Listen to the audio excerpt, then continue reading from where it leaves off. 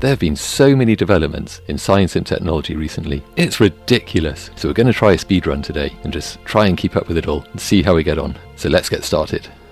Mafftopia technology, science, breakthroughs, discoveries, news. China's 600 kilometers an hour maglev train doesn't exist. We've been seeing announcements all over the place that China now has a 600 kilometers an hour maglev train. But where? Was it all a giant hoax? The reality, in fact, is a bit more complex. The new train currently exists as a static display prototype, not a functioning high-speed transportation system. Shame. But with that said, this is more than a single project. There's substantial public confusion at the moment around the situation, partly because of all these announcements and breathless articles appearing all over the place, but it's largely because there are multiple overlapping initiatives. China currently has not one, but two separate 600 kmh maglev prototypes under development from two separate CRRC subsidiaries, neither of which has yet demonstrated speeds approaching their design spec. First, there's the CRRC Qingdao Sifang project, which uses electromagnetic suspension. This prototype was unveiled in July 2021 and tends to be the one that's most often referred to. The Qingdao Sifang employs normal conducting electromagnetic suspension technology that's actually licensed from Germany's Transrapid system. As of now, they haven't extended their test track to allow for high-speed testing. It's quite short. The second project is the more recent CRRC Changchun, which uses superconducting electrodynamic suspension. This was exhibited in Beijing in July 2025, a bit more recently then. This vehicle features advanced superconducting magnets and achieves a 100mm levitation gap, which is quite a bit more than the older style electromagnetic systems. However, their test track is only 2 meters.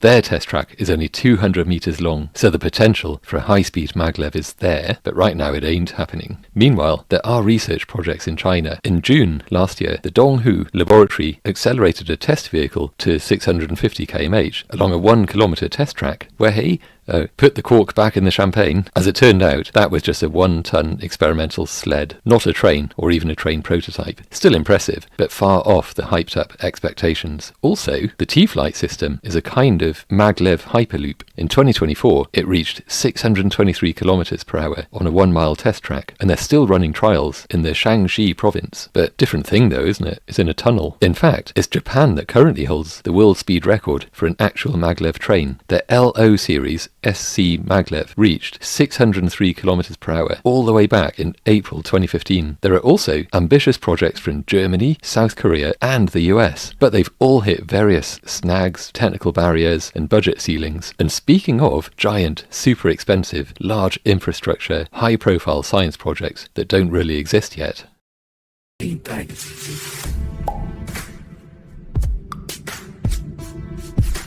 Big breakthrough in China's fusion reactor dreams. Researchers at the Experimental Advanced Superconducting Tokamak, or EAST, presumably because they're in the Far East, bit self-aware of them, but sure, have found a way to make plasma remain stable at densities far exceeding what they thought was a hard limit. That is, the Greenwald density limit. So what do they do? On EAST, while heating the plasma, the team carefully controlled the fuel gas pressure and electron cyclotron resonance. This allowed them to push the electron density to about 1.5 times the Greenwald limit, while keeping the plasma stable. They achieved what's called the density-free regime. Not as in free of density. It's quite the opposite, in fact. It's a state in which the electron density doesn't have any bearing on the plasma's stability. So in theory, they can keep the fusion reaction going for far longer and more efficiently. This puts them one step closer along the infinite path towards a working, efficient, commercially viable fusion reactor. This has always been the problem. Fusion reaction, fine, sure, just superheat plasma until it's just ridiculously hot and then keep the plasma state stable. But generally this means putting in more energy into the reaction than what you actually get out, and that's kind of what makes this breakthrough so important. Meanwhile, China has also accelerated constructor of the Burning Plasma Experimental Superconducting Tokamak, or BEST. I think the East team were probably quite upset that BEST got the better acronym, but with BEST, China's goal is to achieve net fusion power gain, that is, getting out more energy than you put in, which is kind of important for a power station, and they're hoping to achieve this by 2030. Not so long ago, it seemed like a long way off, but now, that's actually quite soon. Getting to market with a viable fusion reactor is quite a popular pastime these days for nations, and China are not the only ambitious ones here. The US, Japan, and even the UK are all quickly accelerating their own fusion projects. Is AI SLOP on the verge of working its way into all of our infrastructures, open source projects, or will a carefully worded AI policy be exactly what's needed to stop it in its tracks? How many L's?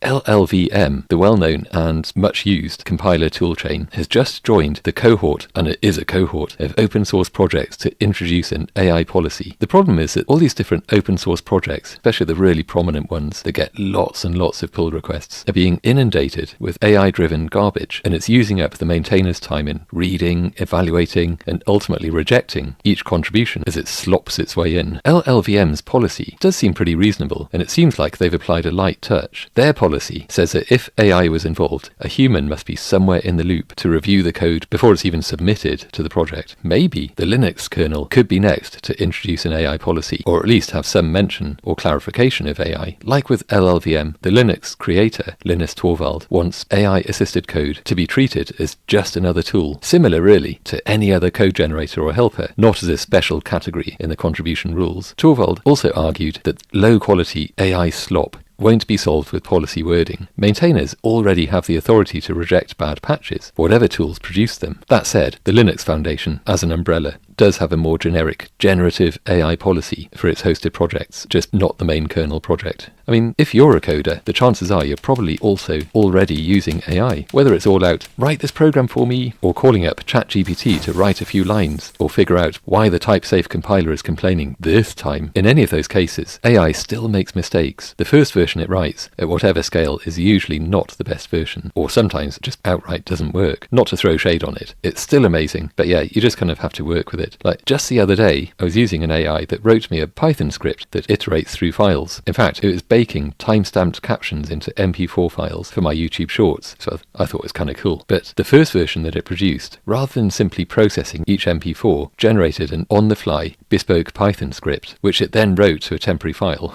and then executed to process that specific file. In other words, it was a pretty terrible approach. I didn't really bother to tell it why that was a bad approach. I just reran the prompt. I did add a clause into the prompt telling it not to do that, but then just roll the dice again, and the second version was fine. The point there is that AI still makes mistakes. It still sometimes churns out code that's either awful or just doesn't work, but it's still a huge time saver, don't get me wrong. But you do have to just watch what it's doing and be very specific in the prompt. Be careful what you wish for. It takes on a different meaning. Of course, AI will improve, is always improving, and it will get to the point where for most tasks, it doesn't matter if what it writes is inefficient, as long as it isn't terrible. My worry though is that we're already handing over our critical thinking ability to AI, along with the need or the desire to learn and develop. Speaking of which, a report just came out saying that nearly a third of kids in the UK can't use books when they start school, and they try to swipe them like phones. They're talking about very young kids there, but still, that's a worrying development. So is it the problem that modern technology, not just AI, but increasingly so, is destroying people's ability to think and act for themselves?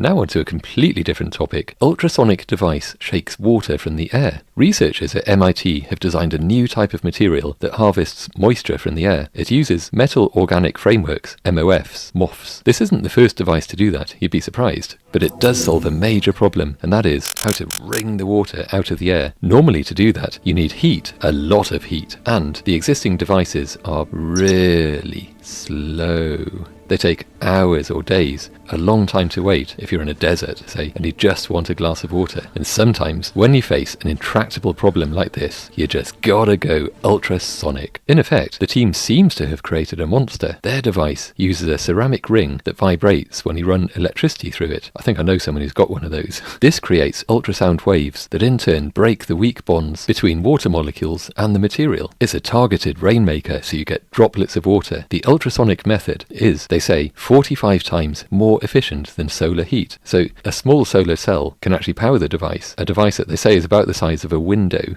They don't say what type of window, how big the window is, but still, it's a window-sized device. I guess you can make it any size then. The window-sized device can cycle multiple times daily. The result is seriously efficient, and it's fast. It'll give you a glass of water in a few minutes, rather than a few days. When can we expect to see this free water machine? Well, the team doesn't actually have a product yet. It's just research with a working proof of concept, but MIT does have a decent track record of creating actual products, bringing them to fruition from their on-campus research. Also, the project was mainly funded by the Abdul Latif Jamil Water and Food Systems Lab, or JWAFS, specifically to support technologies for resource-limited regions, and the same company has already helped spin out 2 other MIT water companies so far, so it's actually looking pretty hopeful.